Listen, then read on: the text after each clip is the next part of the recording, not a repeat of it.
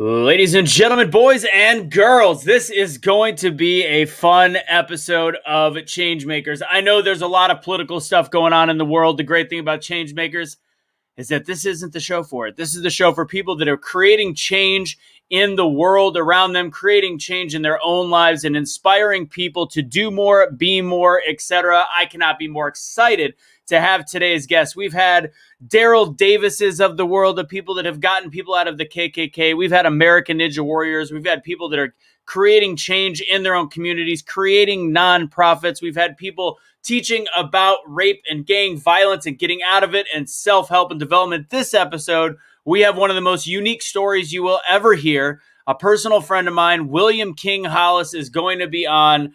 I can't be more excited. He literally was just on the Tom Bilyeu show 2 weeks ago or so. I don't know. I think they shot about 3 weeks ago. He is one of the top, if not the hottest motivational speaker in the United States of America. Please share this episode out there. If this is one of those things you're always afraid of sharing politics, guess what? There's no politics in this one. So share it out. It's positivity, one of the greatest stories you'll hear, and you'll probably get a little bit of motivation, pep in your step for this episode. So Changemaker starts in 30 seconds.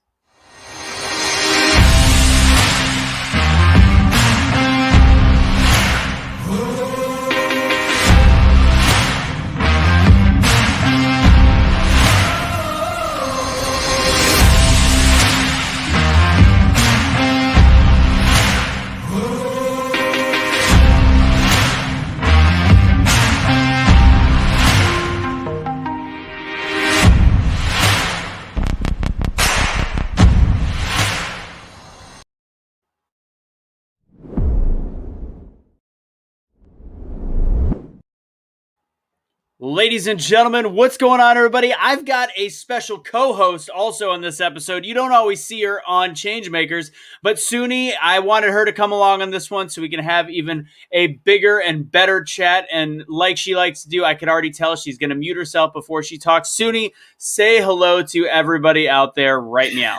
Technically, I didn't do it. You did it. But hello, guys. Welcome to Changemakers. I'm excited to be here. It's going to be fun. It's fun. So the last time I had a co-host, actually, for Changemakers was the first episode with, first and fifth with Cash when we had Daryl Davis on.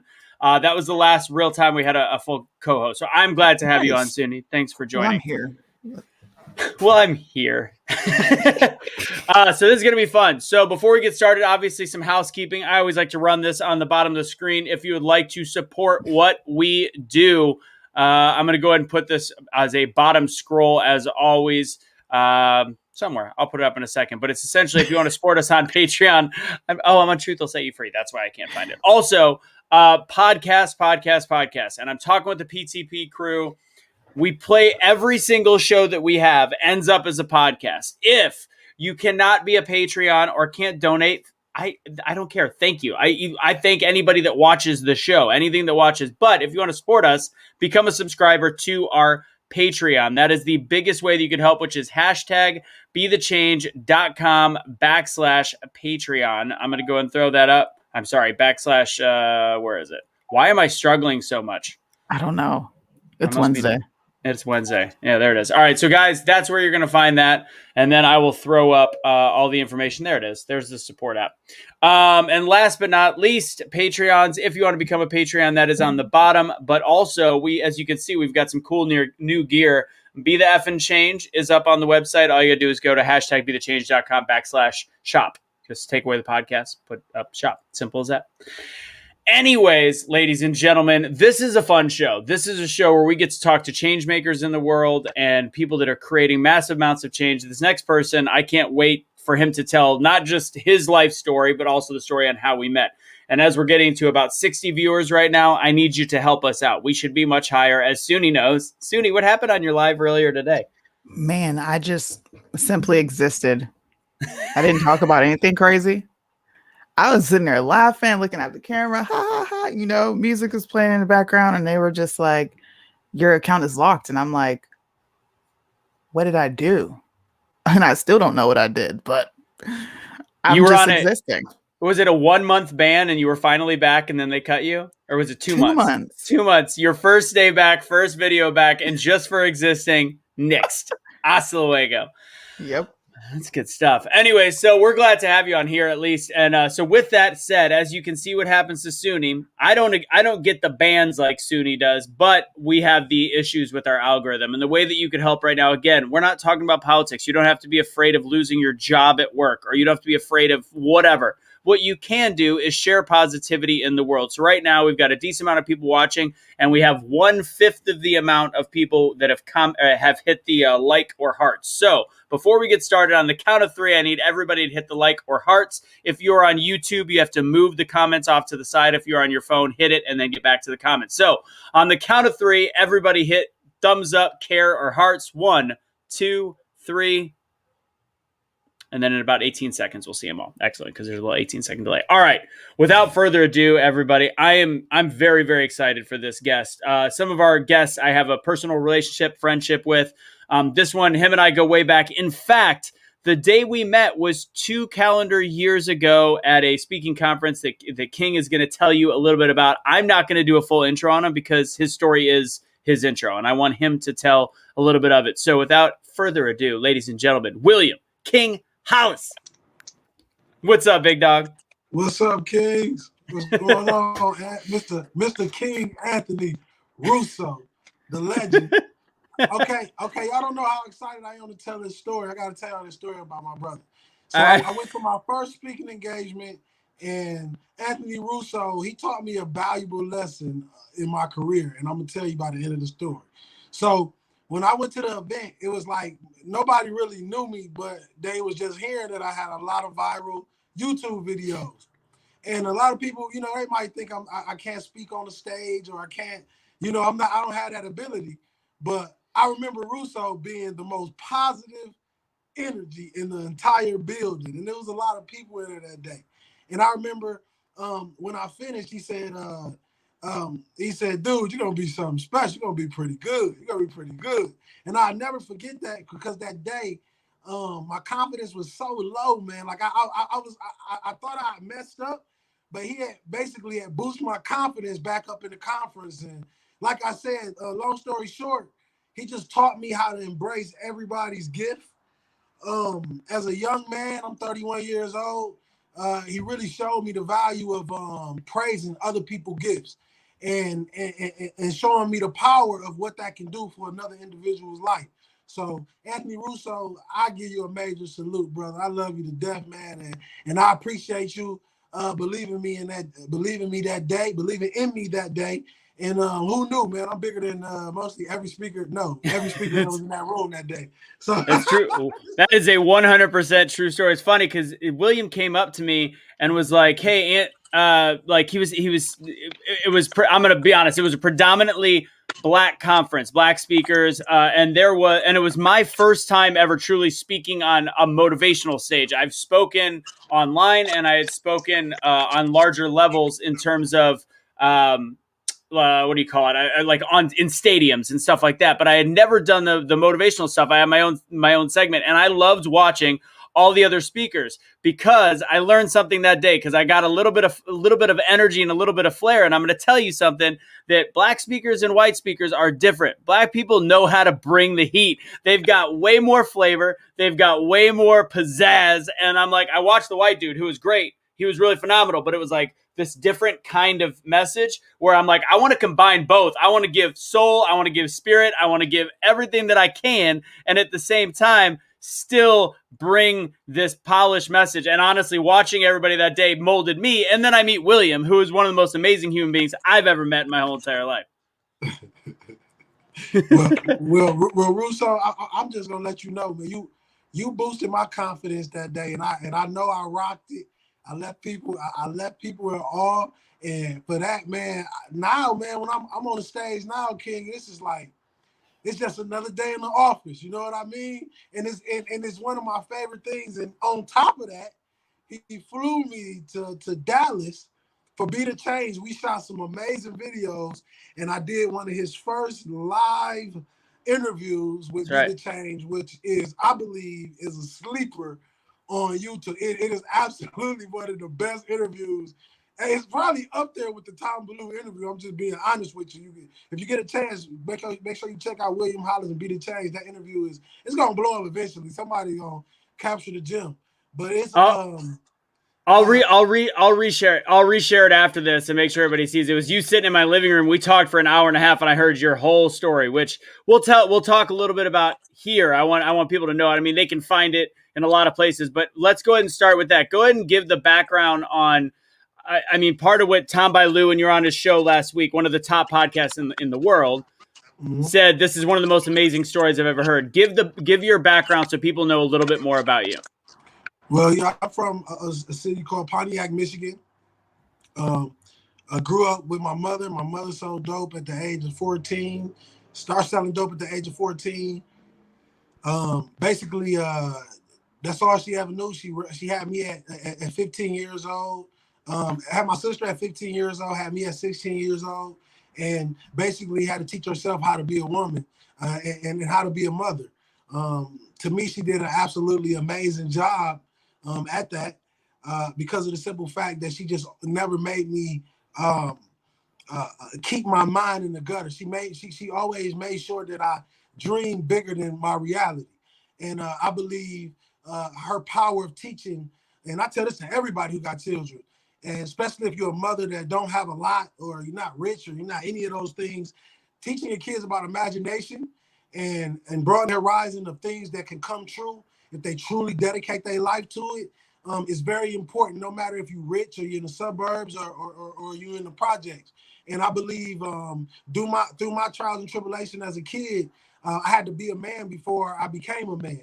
So I don't believe my story is that much different than a lot of people that grow up in impoverished areas. It's just that a lot of people don't have the courage to tell these stories or to present those monsters that they played in your story. And I tell everybody, somebody out there with a story probably just as powerful mine or even more powerful.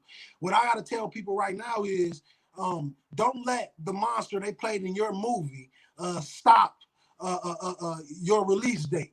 And that's important, because that release date is you releasing all of that pain, all of that trauma that these individuals may have caused. And I'm gonna tell you, the only way to get that pain and that trauma of the past out your life is to present the worst things that ever happened to you and face them head on. And don't run from them through alcohol, drugs, and none of those things. What I can tell my brother Anthony Russo, and he probably can hear it in the way I talk, I've grown so far away from that story that right now I'm talking about stories of triumph. I'm talking about things that's happening that's truly transforming not only my life, but anybody that I'm associated with. Like, to me, Russo might not know this, but when he flew me down to Dallas, he made me feel like a man. He made me feel like a star. And he might not know the significance of that as a young kid coming from the projects, having, this Caucasian man reach out with so much love. And this before the name and the interviews and all this stuff. And I tell people, those are the people you got to value. And like I said, people like Anthony Russo display the same heart as my mother. And to get back to my story, by the time I turned 15 to 16 years old, I was moving to Los Angeles with my cousin, Sam Rogers. He had played with the San Diego Chargers. And the best way I can describe it is if you think about the Fresh Prince of Bel-Air, Will Smith, I'm the real Fresh Prince of Bel-Air. I moved literally from the hood to Marina Del Rey, California. And it was a crazy experience, Russo. It really showed me that it's beautiful, great people in the world. And it's people that's creating and trying to put smiles on individuals' faces every day. It's people that wake up and do that job every single day. And I tell everybody, the only difference between me and any other kid that I grew up in my neighborhood with, and a lot of those guys are dead or incarcerated, is that I had a chance to see something more. And that's the only distinctive difference between me and them. I was exposed to something more. And people might not understand this about young kings and queens growing up in the hood, that some of them never exposed to anything. And you ask yourself, why did this person commit crime? Why did this person do all these things? Because they're literally living to die. So ask yourself, would you put your life on the line to live for a moment? Yeah. Would you put your life on the line to travel out of the city, to drop off some dope, because that's the only way you will ever leave your city? You gotta ask yourself that question. And when you realize and you learn about that, I was 14, 15 years old. The first time I learned about boxer brief, it was my dad and my cousins putting heroin in my drawers, and we're driving to Vegas in Los Angeles, back and forth. You feel what I'm saying? Like, that's all crazy. We knew. So what I be telling people is, you got to be more delicate on this next generation, because this next generation is even worse shape than I was in, because their parents don't even know how to be a parent. They're still a child. Yeah. A lot of these kids, parents are children in real life. And they literally have to figure out how to be an adult on the go. And this is on both sides, white or black. Yeah. This don't matter. Well, they've been raised with participation trophies. So on top of all the trouble that they're on top of all the shit they're having to face and the trouble that they're having to face, on top of it, whenever they were given anything, it was like, you did good enough, instead of you got to fight and you got to struggle in order to in order to become a parent. And we're not talking about kids 18. We're talking 30-year-old parents that are still children. It's just the way it is. So yeah, I mean, and like what you said, another thing, William, when you were talking about your getting to be out with your cousin, that's how I feel too. I was raised, as I told you, I was raised in poverty. I wasn't raised with money, but I did have relatives that had some. They actually not had some. They had a lot. My cousins, they had a lot of money, and I would visit them on this like little touch, and they were good people. So I saw that money was good, because a lot of times people think that money is bad. Like when you're in poverty, you're taught by your parents, you're taught by the people around you, money's the root of all evil. It's a terrible thing. It's not if it's in the right hands. It's just a lot of people in poverty have a misconception of the positivity if money is in the right place. Absolutely. And we learned with the PPP, it don't got nothing to do with money. It has everything to do with knowledge. Everybody had some money during the pandemic time. Now a million people broke again, and now they finally realize that money is not what's going to save you. It's the knowledge and learning how to use the dollar that saves you. So that's why you probably see all these guys getting arrested and incarcerated for scam loan and this and that, is because it showed the hand of a country, man. They dangled that money. To me, it was helpful to some and devastating to others. Yep. And it's something that they don't realize is going to take a long time to recover from. And what I try to tell people now is, this is the era of the pivot. My wife said all the time, she say, baby, this is the era of the pivot. Like basketball, you have to be able to pivot in different directions, in different lanes, for you to survive in this era right now. Because most of your money is made on the internet, and a lot of the older individuals have shamed the babies who stayed on the computer, and now the babies that's on the computer is doing all the ads for McDonald's and all the major companies in the world, making all the money. So now the older individuals that didn't take care of the younger generation is looking at them like, get out my face. The boomers. That's what I mean. If you're an older individual on here, I'm gonna tell you straight up: if you don't take care of the future will not take care of you. And if you're in this era right now, and you're not investing in them babies and the youth and all these creations they're making, you're crazy. You're gonna fall all the way out of the loop. You think Warren Buffett and all those guys are not in tune with the hippest apps or the hippest clothing line? They are. It's true. 100%. Like I said, it's just a lesson that a lot of people are learning in this era. And like I said, if you don't have the pivot, you're going to crumble in this generation. You're going to crumble. See, I love that now you've got even another layer to your speaking. Because, I mean, in the beginning, you were, and even Tom said this, hit him in the mouth speaker. That's what you talked about. Face life head on. And now you've built even more knowledge to go with that speaking ability. So now you've got layers to what you talk about, which is, again, even more impressive. But let's go. Let's really quick. Because I want to cover kind of your start and how you went from essentially the story of your first speech. I think that's a huge thing to talk about. You were not a speaker by trade. You actually had learning disabilities and all these problems, and then bam, you came to be who you are now. So kind of explain that trial, I guess you could say. Well, what happened was I was at an arena football game coaching in Reading, Pennsylvania. Shout out to the coach, Bernie Nortowski. He was coaching the team called the ASI Panthers, and I had cracked my vertebrae. He had gave me a job in there to coach on the team. One of the teachers that saw me in there coaching the players, seeing how I interact with them. I was young. I was still supposed to be playing actually in the CFL, but I basically like I said, the career injury just took me out. And basically, I'm coaching. She hear me interact, and she see me at the Turkey Hill gas station and was like, could you possibly come speak to a group of my young men? I saw you coach at the ASI Panthers. And I said, cool, I could do that. So the next day, I got up and I went up to the high school. I spoke to like 5 or 6 young men. And this Reading Intermediate High School, the high school is like, you get what I'm saying? Like kids that can't function in a regular high school, but they star basketball players. They all of these things. They're good. But they needed some guidance. And I went in there and spoke. And as I started to speak, man, I started to, I was becoming hurt and I was becoming like I was opening wounds. I'd rather say that I was opening wounds. And I started to realize when you tell your story, you really open wounds. Like some people, if they sit and really talk to themselves and tell their story, you'll really realize, like, man, I went through some shit. You know what I mean? Like right. I've been through some shit. Like, and this that's not me. This is everybody. And when I was doing it, it started putting suicidal thoughts in my mind. After I finished, they were in tears. They loved it.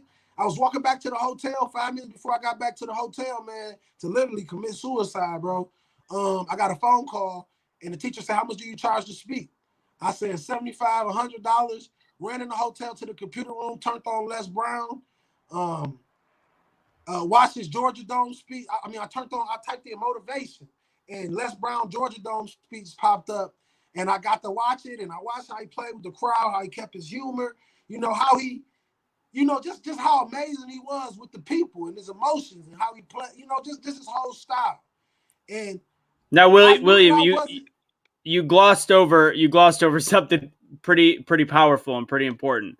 So you were going through something in your life at that point where you were at a place. You weren't just thinking about committing suicide. You were there. You were at that point. And some of the stuff that we haven't talked about, if people haven't followed you, you were in and out of being homeless after your mom passed away. You were in and out of so many different issues. And we can go back to some of that stuff, but I don't want to gloss over the fact that God has its perfect timing, and you legit poured yourself out, made yourself even more upset to go through that cathartic experience, bring yourself back to the hotel, and you were at the point where it was that time, and you got this phone call, and then you started researching Les Brown. I wanted to make sure that I impressed the importance. It wasn't like you were considering. This was end game type stuff.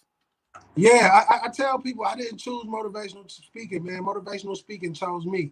And the only thing I can say is when I watched that speech, King, I got the opportunity to go speak to 500 kids. After I finished that assembly, I got a standing ovation. Every kid in the school shook my hands. And you fast forward 7 years later, over 600 million views on YouTube, the first speaker to speak during Milan Fashion Week, one of the #1 football speech in the world. That just got removed because I just put it on iTunes and they can't make money off of it no more. So that went bye-bye. But like I said, man, Tom Bilyeu interview. I'm 31 years old, man, and I can't say I know everything yet. I'm still gaining knowledge and I'm still growing as a man. But one thing I can tell you guys that's listening and the people that's on here is that what I represent is just an individual that focused on the bottom, focused on the people who, couldn't feed themselves, focused on the people who wanted to kill themselves, focused on messages that talked to the women that was molested as a child and never got help for it. and women that was raped and never had a voice for it, and speaking on real powerful things that mean something to the world, not just those smoke and mirrors and those bubblegum speeches. I'm talking about real speeches that touch your soul and really help you bring that pain to the head. And like I said, my story is all over the internet. You can't miss it. It's everywhere. But what I want people to understand is we focus on what now. This is a what now world. What's next and what we gonna do moving forward.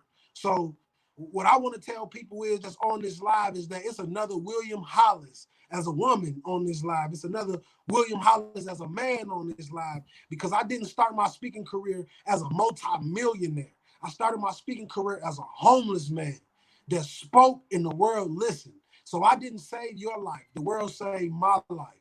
I was speaking to myself and the world just happened to hear me. And that's the cold-hearted truth. I never expected to be here.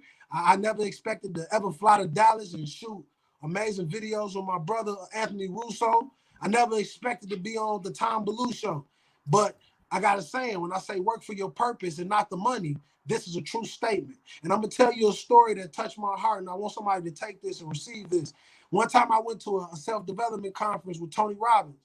And when I went to this conference, they had a package. They had the gold, silver, and bronze package. And when I went to the event, obviously, I had a nosebleed seat, but I snuck to the silver section. I had to move. Stuck to the silver section, but what I noticed was when he came to the silver section and got to the bronze, he stopped. And what I realized is that very moment, nobody focused on the bottom. So what you're seeing right now is the benefits of focusing on the bottom. Because the people in the streets, the people at the bottom, the people that work everyday jobs, there's no greater marketing in the world. There's no greater marketing in the world, especially when you know you can deliver messages that no other speaker on this planet can deliver. This 100%. Is my time. You feel me? It's my time. Everybody has their time. And now the world is ready for real motivation. Not that you can be all you can be, or lions, tigers, or bears. I'm talking about real motivation. The people that's really in the slums. You see me, I can go to your most dangerous neighborhood and they'll fix me a vegan burger.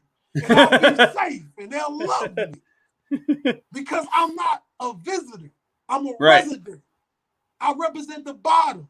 And because I can never turn my back on them, because I don't focus on white, yellow, orange, or black, my adopted mama is a 5'6" Jewish woman.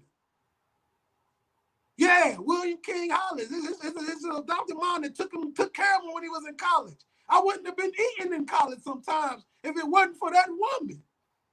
So I tell people, don't hit me. Don't hit me with don't hit me with the race card. Race has everything to do with good and evil. Because when you think about a person that says they believe in a God and they believe in a person, but they look at another person and hate them. But that person is created by the same creator that they say they love. How can you truly be a believer if you don't love all of his people?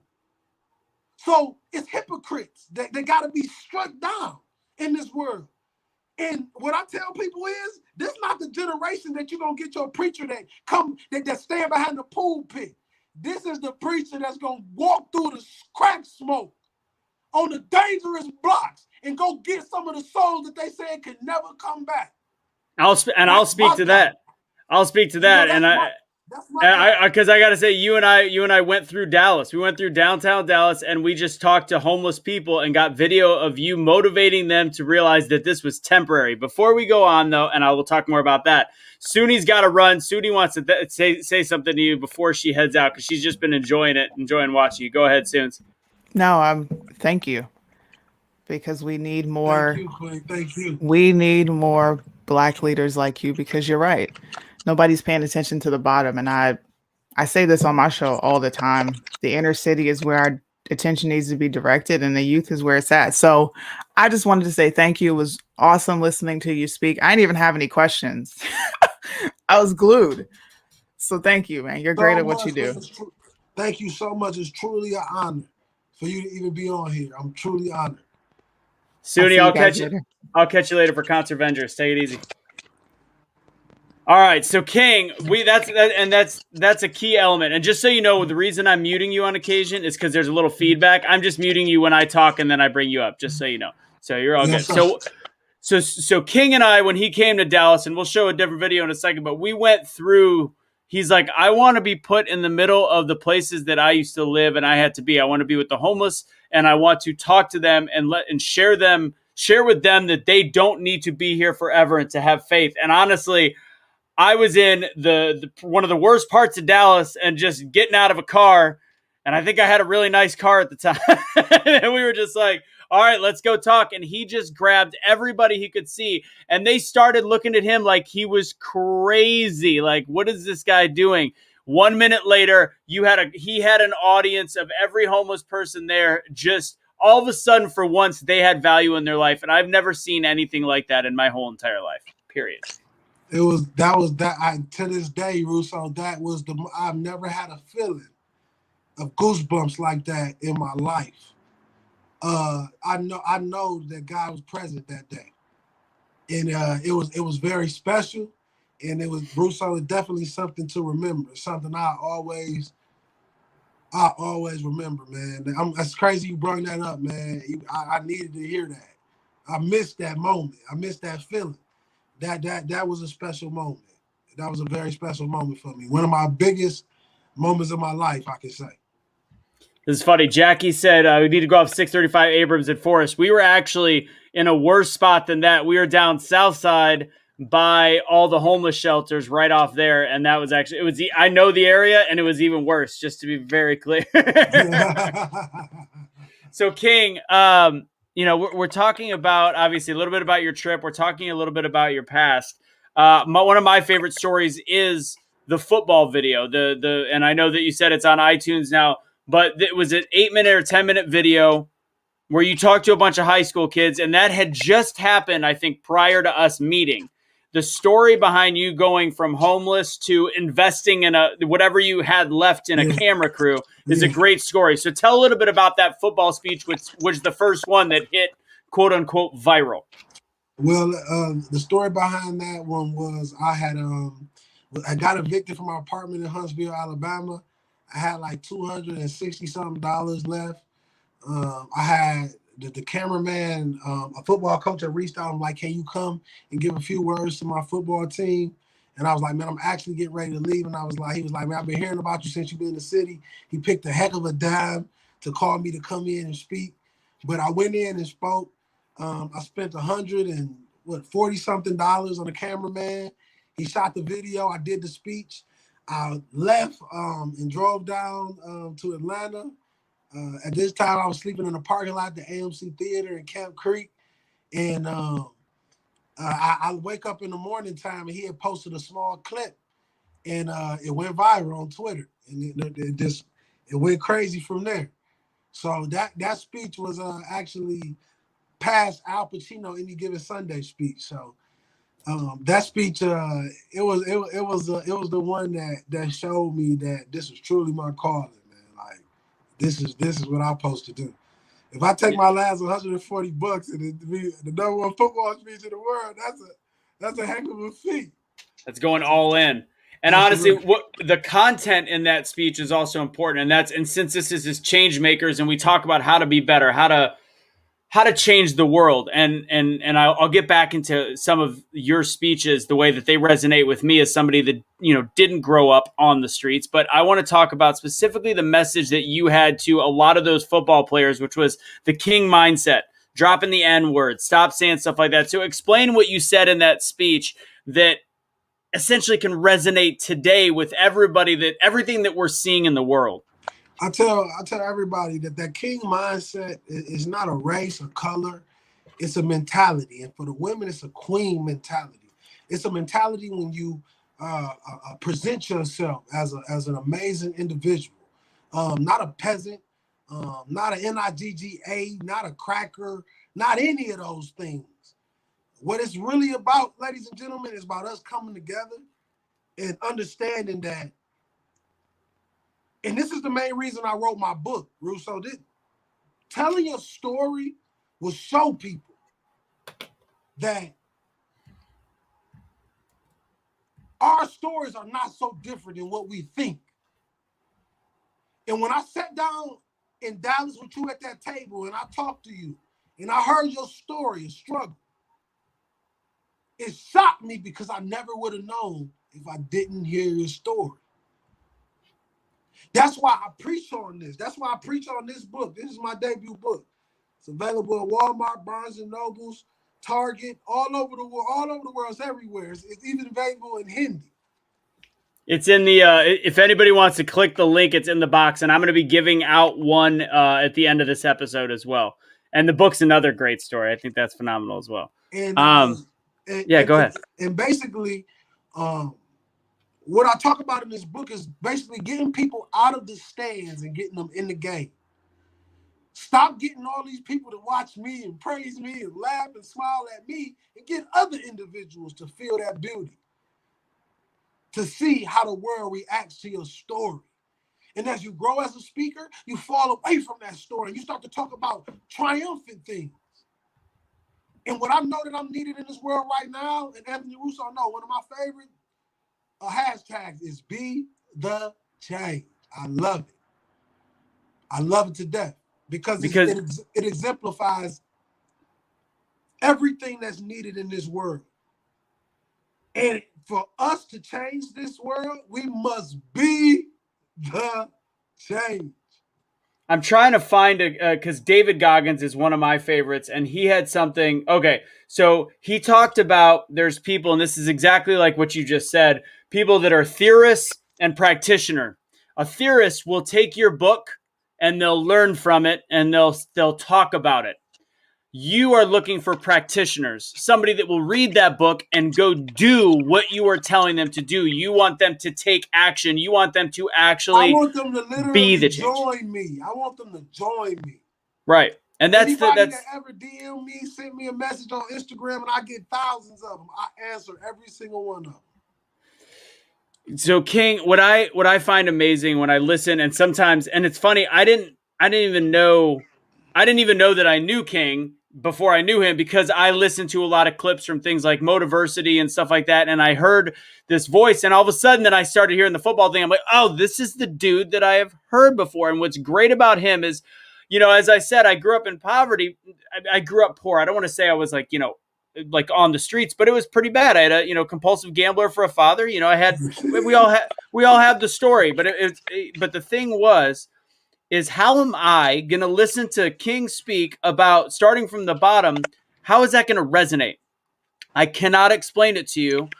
His message is so universal. When he speaks, it is a message that will get you. If you are at the gym, it motivates you to work out. If you are about to start your day, he's yelling at you to get the hell up and do what you got to do. And literally don't let anything get in your way. And as some white dude that most people look at and be like, how is that gonna resonate? William King Hollis talking about growing up on the streets. How is that gonna motivate him? Hey, look at that, Russo. My wife just sent me a message. My album is number 37 on the charts. It just hit its highest ranks.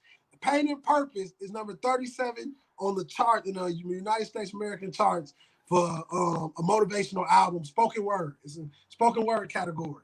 Is amazing. Is that the same one from a year ago, or is this a new one? I love that one. Back up after the Tom Bilyeu interview, everything shut up. Everything. Remember I told you that once them 500 million recognize who they've been listening to, the rest history now, baby. All right, so I got to ask the question. Tom Bilyeu is a big thing. Like, Tom Bilyeu is, if people don't know who this is and you're in the motivational speaking world, and I know Kimberly Mullins, by the way, wants to see us speak somewhere together. We'll figure that out. At one point, we will be speaking on a stage and you will see us together. But she also said, is there anything in Michigan being from there? So I asked that in a second. Now I don't remember what I was going to say. What was I talking about? We were talking about... You were saying about... Kimberly. That was my fault. Totally, I'm not blaming you. I guess the universal message that you give, King, and that's Yeah. ultimately what's important is the ability to speak to anybody. And the Tom Bilyeu show. Sorry, that's what I was talking about. Tom Bilyeu is a step below Joe Rogan, and not very far. Tom Bilyeu is a top 10 podcast in the country. He has the top names that you could possibly imagine on that stage.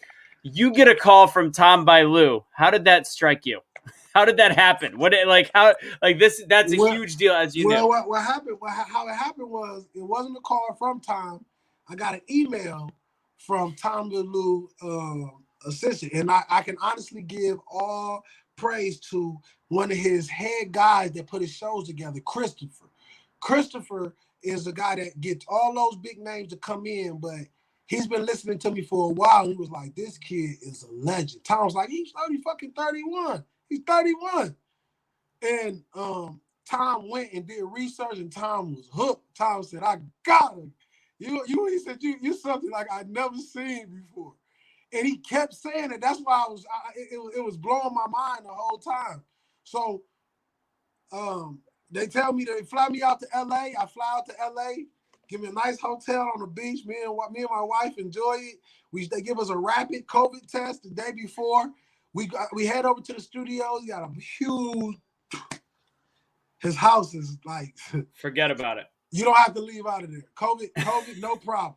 What they call it, quarantine, no problem. So in his garage is where he shoots all his interviews, and if you see his studio, if you see where he shoots, it is massive.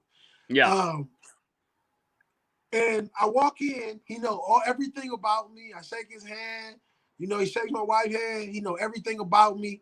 He at this point he's only doing virtual interviews. He just did a virtual interview with Chris Bosh yesterday, and he was like, "No, I want you to come in." And his team infatuated that I come in, so I came in. I got the COVID test, went in the studio. We did our thing, and after I left, he just told me that this is one of the greatest stories I've ever had the privilege to talk about. And he just told me, he was like, sky's the limit, for me in the motivational world. And I believe he's seen it. And what I used to talk to you about, I know that I'm going in the direction that I'm going to literally revolutionize motivation. It's going to be on a whole nother level. The production, motivational opera, commercials, albums. I'm even thinking about, like I said, my speeches. I make amazing albums with different beats. I'm getting ready to get some major artists to come in the middle of that speech and drop some verses or sing or just constantly evolving, man. Like I'm trying to take it to a next level. My Spotify just hit 11,000 monthly listeners. So I'm creating that was just a baby of motivation that's turned into music. And right now in the world, what you listen to is a part of your mental health. So if you listen to some powerful messages with some beats that you can vibe to, you can relax to, you can work out to. I'm telling you, you're gonna love this motivation. It ranges, pain and purpose ranges from different tones, and in the darkest hour, in my eyes, is my greatest album. The darkest hour is special. So you create change by igniting people's internal fire. Everybody has different methods of creating change. Everybody's got a different way, and you have this God-given ability to get people the F up from what they are dealing with, what they are doing, and to create the change they need in their life. If it's okay, since you brought up motivational opera, do you want to play the clip from Dallas, the video Sacred put together? Let's check it out, baby. Shout out to Sacred. Thank you, Thomas. Ladies and gentlemen, from Atlanta, Georgia, by way of Pontiac, Michigan, introducing Motivational Opera by William King Hollis.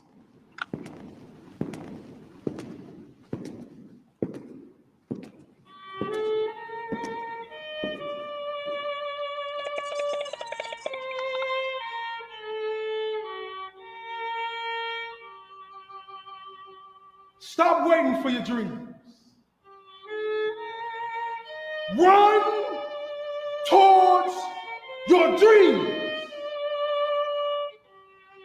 Because the moment you stop running, the moment you stop chasing, it will be the day you lose it. Stop waiting for your dreams. Run towards your dreams. Because your dreams are not chasing you. You're chasing it. All of the nights you laid down in your bed and you thought you'll never make it. Now, we can say we made it. The days when we cried about the deaths that we took and we thought we could never go on. Now, we can go on. We search our whole life to find our meaning and our purpose for our existence on this earth. We go through pain, trials and tribulations, blood, sweat, and tears to just get close to an opportunity. Yeah, an opportunity. An opportunity to change our entire life. But first, we must pay a price. That is the price of hard work and dedication. Waking up every day knowing we might not have a meal or a home that night. But we know if we don't continue to push towards our ultimate dreams, we will die full. Because the object of life is to live full and die empty, with no regrets. Just dreams, love, and achievements. They asked me, Will, what will it take for me to stand on the stage and say I made it? And I simply tell them, you must be willing to walk in the valley of darkness, not knowing where your next step will be, but walk into the valley of darkness and bring back the sun. You are a phoenix that they thought was dead. You are the dream that Martin talked about. You are the rebel that JFK was. Because like I say all the time, my definition of a king is a man that stares adversity in the face and he runs to it, not from it. Stop waiting for your dreams and give the world your gifts.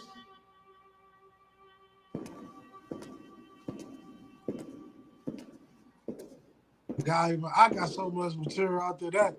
That right there was powerful, my brother. That was extremely powerful. I love that. That's always one of my favorites. And you came to Dallas when we came out here. You were like, I want to do something with opera. I'm like, we'll figure it out. So if anybody doesn't know, that was actually at the theater at the Dallas. I think it's called the Dallas Theater. That is where John Wilkes Booth, the guy that shot JFK, Lee Harvey Oswald, was arrested in that theater, and they still show movies there. But that's why the JFK quote at the end. But it was great because you came into Dallas wanting to do a bunch of different things, and one of those being motivational opera. And I'm like, King, we're going to find a way. We're going to find a violinist. We're going to find a theater, and we got Sacred. He's going to shoot it. We'll find a way to make it happen. And we did. Absolutely. And it was phenomenal. I think you should do a whole theme of those personally. Tell people how you actually create your speeches. From the heart. Do you ever write anything down? Nothing. Right, nothing. Anthony will tell you. Anthony will say action. Anthony was the cameraman. He was shooting everything. Then we got Sacred for the big project, but we went out one day and we went to a whole bunch of different locations. And I used to tell Anthony, we'd come up with some ideas before we leave the house. And like, Anthony give me a little breakdown of a little historic site, and I got the rest. You know what I mean? So it was fun, man. We got to do that again. I remember. In a bigger way. So a couple stories before we end. One of the things I want to bring up is one of the mornings you woke up and you and my mom talked on the phone. And I remember, just like I said, like I could put you on cue and I'd be like, give mom a pep talk. And I know you and mom talked a little bit about your mom, and then you were able to shift gears so easily to say, you are that person that's like, King, motivate. Do like say something. You have that ability, but you went through a very like serious conversation with my mom talking about this love you had for your mom, and who you are today. And I want to make sure people understand what your true first speech was and how much that meant to you, and that it had to do a lot with your mom, obviously. My first speech I ever gave was at my mother's funeral. So when it comes to my mom, like I said, my mom is the staple and the motivation that kept this kid going, and the only reason why I'm still here. So what Anthony mom made me realize that day was really that what my gift really was. The Most High took my mother away, in the same passion that I had to save her life, he gave me an opportunity to save millions. And now I'm at the point where I'm at the point now in my life that I know that every soul I save is a piece of my mother. And for me, that's the only thing that makes me smile, is helping people. The only thing that makes me smile is just making a person that maybe feeling like everything is over with, just making them feel that everything okay. Because I remember times being alone and nobody called, nobody checked on me, and nobody worried about me. Nobody checked for me like they checked for me today. And no matter how far I get in my career, those are the people I always think about. When I have my biggest accomplishment, I think about the bottom. When I do something big, I think about the bottom. My heart is always with the people that's hurting the most. And my mother held the same type of heart. And now I believe that she lives through me. And what I can tell the world and anybody who had lost someone, they never died and rested in peace. They rested in you. So everything you do for the rest of your life, every accomplishment, every failure, anything, they do it with you. And what you got to understand is death is inevitable. Everybody has their date. But what we can do every single day is wake up and give our all to this world. Because, like I said in the Tom Bilyeu interview, if I was to die today, I'd rather die doing something I love.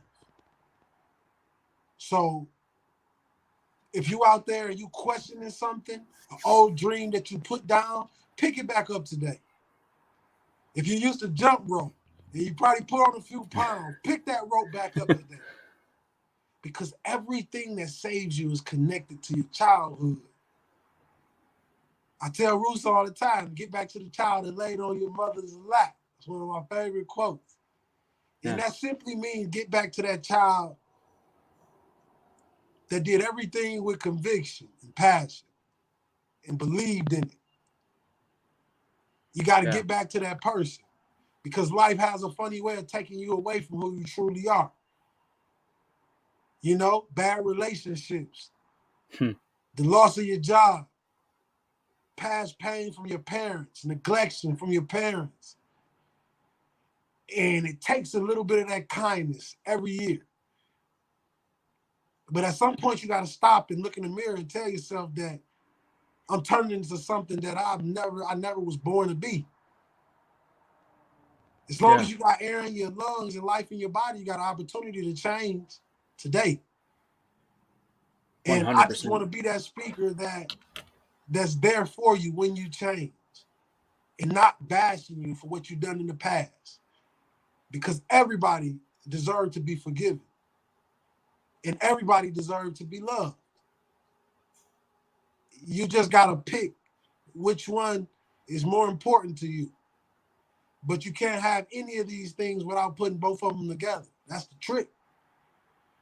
Until you understand that I forgive my past, I burn the shits of the past.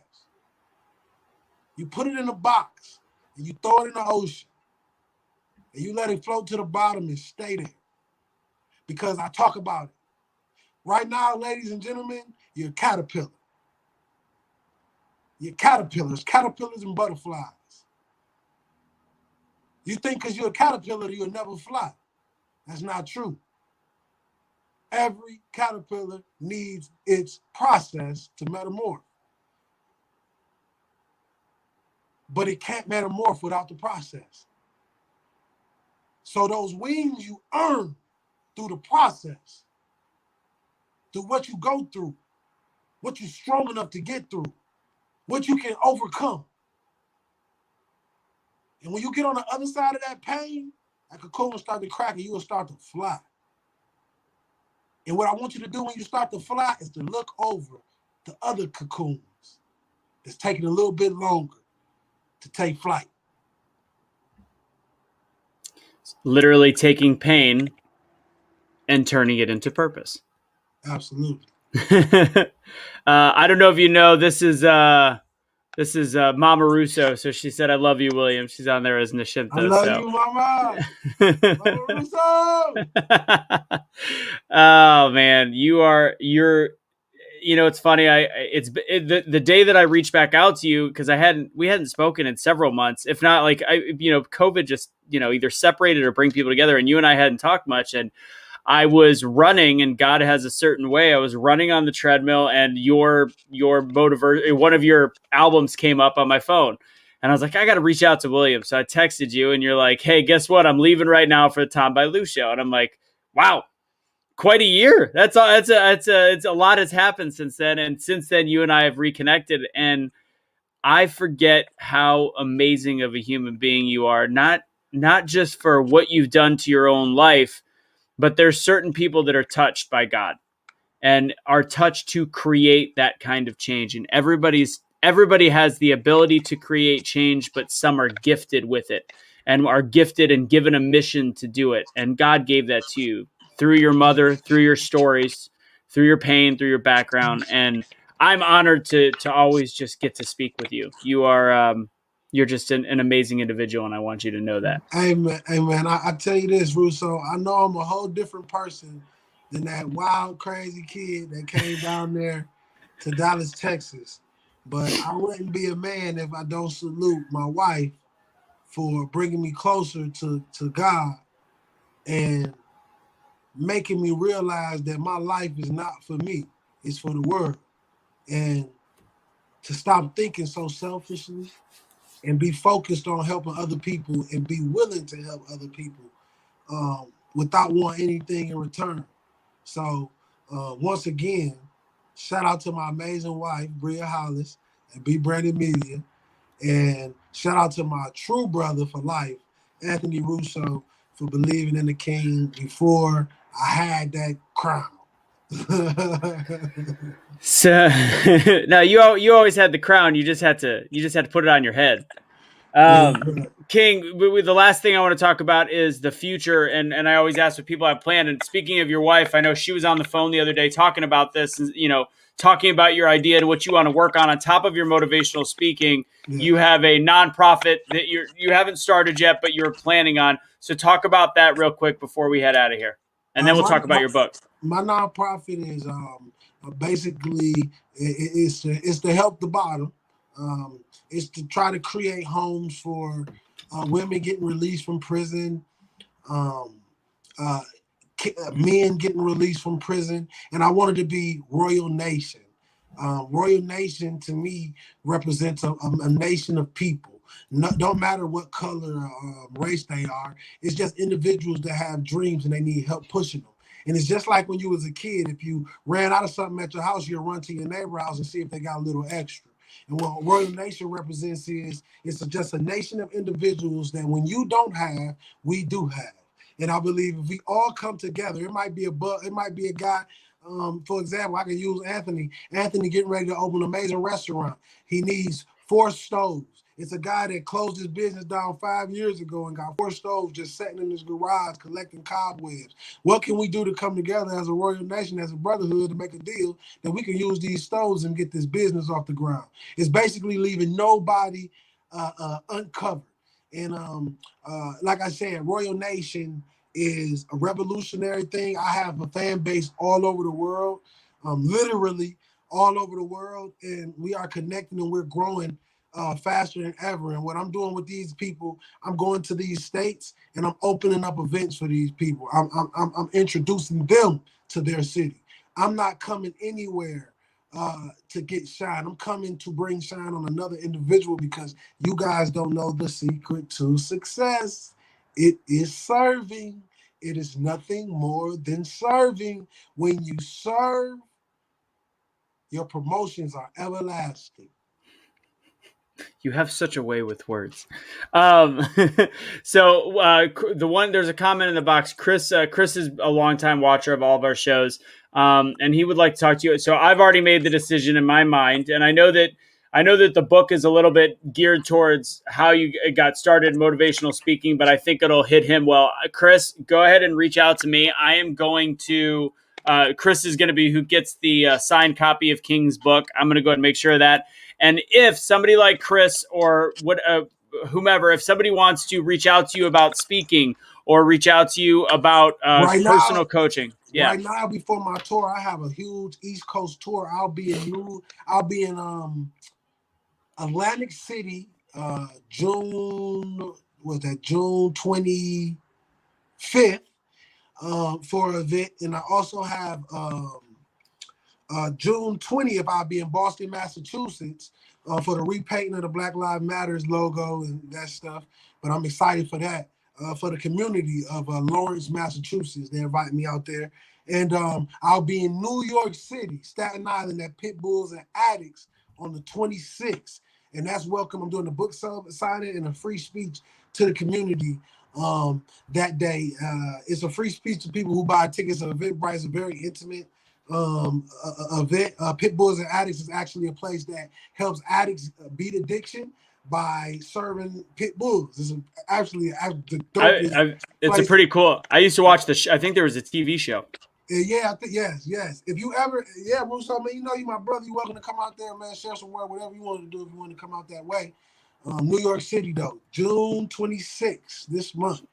Oh, it's coming up. Yeah, I have a flyer and stuff for you soon. Yeah, send it. I will share it on our page. I also added you I added your website right there. Uh-huh. So if anybody wants to go to kinghollis.co, it's on the bottom. So you'll learn where he's going to be. Before my tour starts, I'm sorry, Anthony. Before my tour starts, I got a $200 special, 45-minute call via FaceTime, Skype, or Zoom. I'm doing that through the whole month to at least the June 20th, and I'm ending because I'll start my first leg of my tour. And then all the big stuff start happening. So I'm just trying to do my last little mohican of being able to get to everybody who wants to talk to me before I get the management stuff going and all this other stuff going. Yes. And I want to be clear with everybody like that. So that little old me, I used to charge $200. Like my rate for an hour of coaching is $200. So that is for somebody that like William, who has demanded over $20,000 since in the last year and a half, even on virtual events, that is something to take advantage of if it pulls at you. And I always say, like, people are always like, I don't know if I want to spend money on self-help. I don't want to spend. Well, I'm going to tell you something. The first piece of advice that I always give people when we talk about running a marathon, because I've run several marathons. Like, why do you run a marathon? I don't, how do you do it? What's the first thing I should do? You pay for the marathon. It sets your mind to where you have invested in yourself, you've invested in your future. And again, $200 if you can afford it, even if sometimes if you can't, because you have no idea. As William said, he couldn't afford $125, $140 to create that video, and it changed his life. You don't know who you might meet. You don't know how it might interact. And that's the only thing I want to And say. what people got to understand about investing in yourself, it's not the money. If a person is at a level where he can request money for a phone call, it's not the money. The money is a symbol of respect towards that person's time and his knowledge. You're simply showing an individual that you respect them. And by doing that, you can build a relationship that has nothing to do with money. Agreed. That's probably one of the best explanations I've ever heard. So if anybody sells their own stuff online or does any of that, that is probably the best close I have ever heard. To be totally honest, that's great. Kimberly Mullins, last question. I forgot to ask this earlier. So I don't know if you still have, I know you're in Atlanta now. Do you still have any ties to Michigan, or is there any nonprofit you would suggest you get involved in? I'm the spokesman for Detroit PAL. Detroit PAL Youth. They made me the spokesman back in, I'll say about 5 months ago. I can't tell you the exact date, but I went down there and I'm a part of Detroit PAL. And I have some events coming up in Detroit that's going to be at the old Tiger Stadium. That's where the Detroit PAL headquarters is. So get ready for that. Do you know do you have any idea what their website is? DetroitPAL.com. Detroit, spell the last word? PAL, just PAL. .com. Oh, got it. Okay. DetroitPal.com. Oh, .org. Okay, it comes up as like .org. The biggest youth league, sports, everything in Detroit. All right. I have it right there. I went and put it in the comment box. That's all I got. I want to make sure that I share this page really quick because I want you guys to see the book that he's got coming out. Let's share this real fast. And I'm going to have you give your final words to everybody. Chrome tab. Greatest gifts come from the bottom. There it is right there. So if you guys want to go, it's on Amazon. I'm going to go ahead and again put the link and if you want autographed copies, go to my website, kinghollis.co, and type in, go down to the bottom and click the PayPal link at the bottom. That's for autographed copies. If you want an autographed copy personally from me, let me know. But this book is available in Target, Walmart, Barnes and Nobles, you name it. It's online right now, but by you guys ramping it up, it will soon be purchased in the store. And I released this. This is a self-published, independent book right here. So please enjoy it. And one more thing before we go. The person that wrote the foreword to this book is the legendary Les Brown, if you can notice, if you see that. You and Les have become good friends over the last couple of years, and he is also one of my favorite speakers of all time as well. Go and check that out. This is how it started, and this is how it's going. So let's make this thing powerful. Anybody want those coaching calls, lock in with me all the way up to June 20th. It's available. $200 for 45 minutes, an intimate conversation. No emails, no pamphlets. Real people, real conversation. William, give everybody your final word and how you want to motivate. Give them a minute of motivation as they go about the day and their world on how they can create change. I'm a freestyler speech for BetheChange. You see, many people ask what BetheChange is all about. And I tell them it's about the change of the entire world. It's about individuals finally growing and understanding that love is the only way that our country and our world will continue to spin. You see, right now we're in our darkest days. So what we need is our brightest lights to let their voices heard. You see, I understand by being the change, I can set an example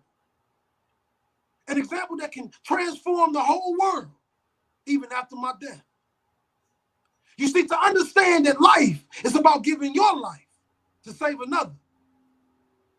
That is the day you'll realize what life is truly about. Awaken your mind and awaken your hearts and understand that nothing will change until you be the change. William, thank you so much for being here, my friend. If you want to stick around, if you got to go for it. If not, I'll hit you up backstage. There's the book one more time. Go to kinghollis.co. Ladies and gentlemen, be the change you wish to see in the world. Be a change maker. Do something amazing this week. Take it easy, everybody.